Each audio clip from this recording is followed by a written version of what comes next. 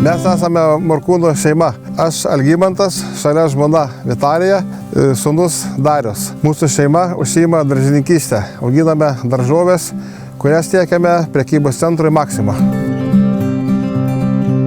Baigiau Lietuvos žemės ūkio akademiją. Tenai susipažinom su žmona Vitalija. Atkūrus nepriklausomybę, pradėjome ūkininkauti, pradėjome auginti daržoves.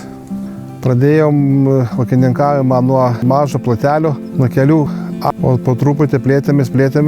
Dabar jau auginam 100 hektarų daržovių. Ekologiškas daržoves jau auginame 15 metų.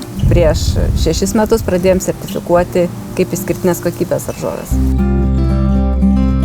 Darius baigęs mokslus, grįžo į ūkį ir taip pat tęsia šeimos tradicijas. Į miestą nieks nebešleis jau. Mes jau senstam, jau reikės dar viską perimti. Man jau čia pasidarė gyvenimo būdas, o ne darbas, man tai yra malonumas. Mes daržovės visas valgome, kadangi jos yra sveikai užaugintas.